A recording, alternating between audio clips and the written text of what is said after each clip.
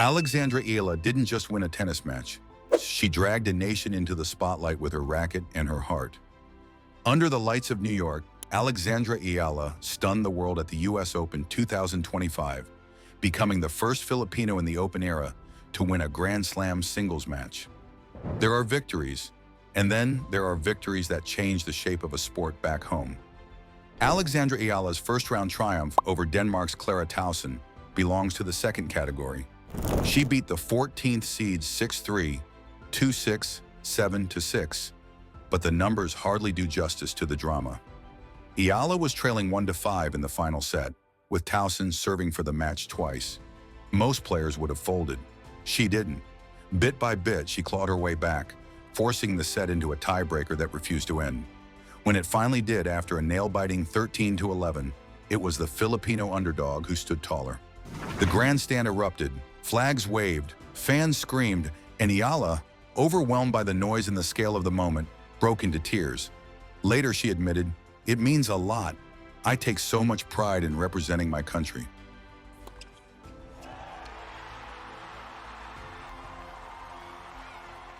For the Philippines, tennis glory has always been a half-forgotten story from the black and white era. Back in the 1950s, Felicissimo Ampon carried the nation's flag, making quarterfinal runs in Paris and reaching the last 16 at what was then the U.S. National Championships. But that was before the Open era, before tennis became the global, unforgiving sport it is today. What Eala achieved in New York is of a different weight altogether. This was not just about winning a first-round match. It was about breaking into a space no Filipino had managed to enter for decades.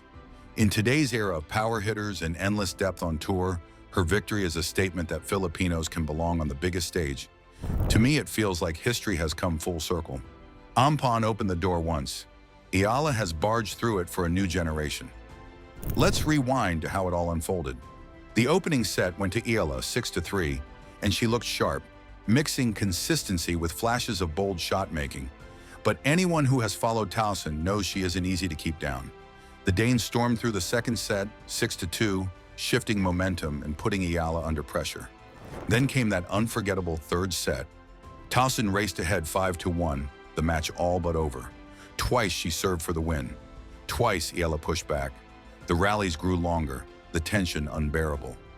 Every time Tauson inched closer, Eala found another gear, stretching for impossible balls, holding her nerve when most 20-year-olds would crumble.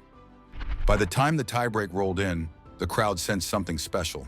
Point after point, it dragged on until 13-11. And when Eala smacked the final winner, the noise inside the stadium was deafening. Her tears said it all. This was no ordinary win. Alex Eala? She basically grew up on a sports field, or maybe a tennis court, depending on who you ask.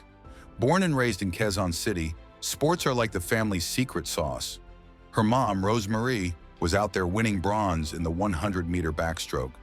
SEA Games, 1985. Yep, people still talk about it. Uncle Noli?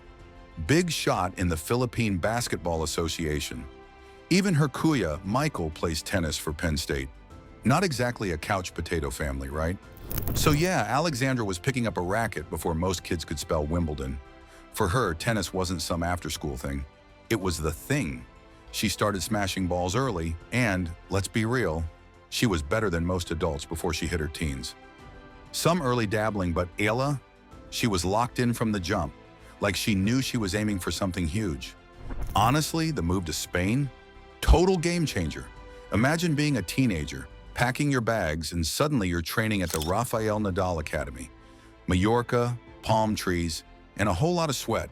Not exactly your typical high school experience. She wasn't just learning how to hit better backhands.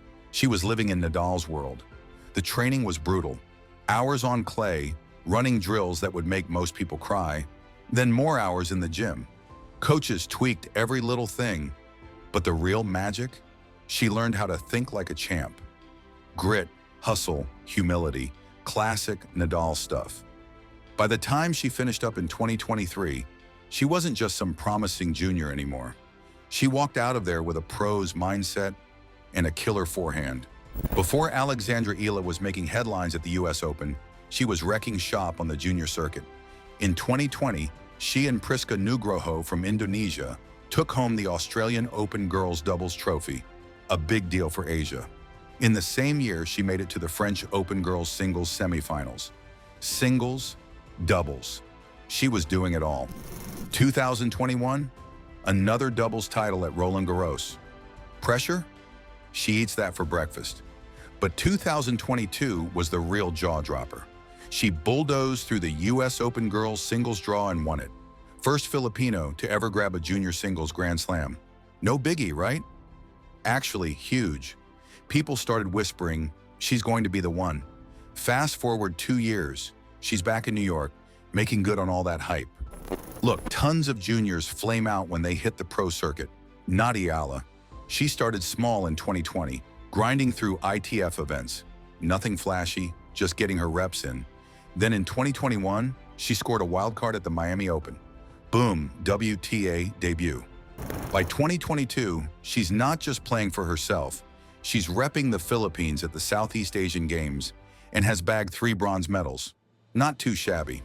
The wins started piling up, and by early 2025, she busted into the top 100, climbing as high as number 75. Grand Slam main draws came with their own drama. First round exits at Roland Garros and Wimbledon.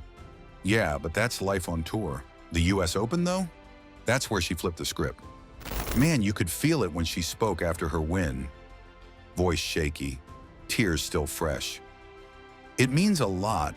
From who I was playing to the crowd, she mumbled, looking half in disbelief, half like she'd just run a marathon. She repeated, "I'm so blessed to be the first." Like she had to convince herself it was real. But here's where she's different. Instead of pounding her chest, she talked about responsibility. It makes what I do bigger than myself. It's not just about winning or racking up trophies, but starting something for everyone back home. Going into round 2, she wasn't cocky. She just wanted to recover, stay gritty, and keep fighting. That mix, humility plus hunger, it's a rare combo. The girl's got her head screwed on straight. This wasn't just a Filipinos stand-up moment. It was wild for all of Southeast Asia. On the same day Eala made history, Indonesia's Janice Tien took out the 24th seed, Veronika Kudermetova. First Indonesian to win a Grand Slam match in, 22 years? Crazy. Feels like the region's finally getting a seat at the tennis table, and Eala's leading the charge. You love to see it. For a region often overshadowed in tennis, these moments mattered. Eala herself acknowledged it, saying she felt proud not just for herself, but for Southeast Asia as a whole. Happy to see the progress of tennis in Southeast Asia. Proud of Chen, she said. To see 2 players from this part of the world succeed on the same day felt symbolic. Proof that talent from the region could rise against the giantess butt. For young kids watching in Manila or Jakarta, this was more than a result, it was a spark. The beauty of tennis is that history doesn't give you time to breathe. Alexandra's reward for her first-round epic was another tough test, against either Spain's Cristina Butza or American qualifier Claire Liu. Neither is a household name, but both are dangerous opponents with experience at this level. Eala's own words gave a glimpse of her game plan.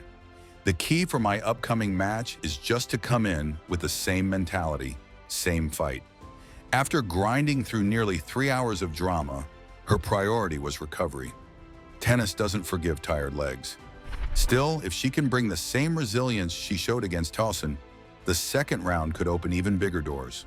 For now, though, the nation will wait, watch, and dream, knowing that their young star already gave them more than they expected.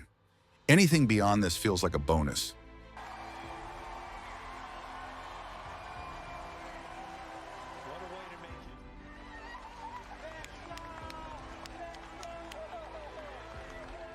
To put Eala's achievement in context, it unfolded on a stage already buzzing with big stories. Novak Djokovic, chasing a record 25th Grand Slam, admitted to struggling physically despite winning his opener. American hopes were alive as Taylor Fritz and Ben Shelton cruised through, fueling talk of a long-awaited homegrown champion. Yet amid those global headlines, Eala's victory stood out precisely because it was so unexpected. She wasn't seeded, wasn't favored, and wasn't supposed to outlast Towson in a match like that. But sport has a way of making room for the improbable. In a tournament where legends chase history and stars fight for legacy, Alexandra carved out her own chapter. For the Filipino fans in the stands and the millions following back home, it wasn't about Djokovic's fitness or Shelton's swagger. It was about a 20-year-old breaking barriers in real time. Alexandra Eala's U.S. Open triumph was more than a match. It was a national awakening. She showed grit, heart, and pride in a way that spoke beyond tennis. For the Philippines and Southeast Asia, her win is a beacon. The journey continues, but history has already been written.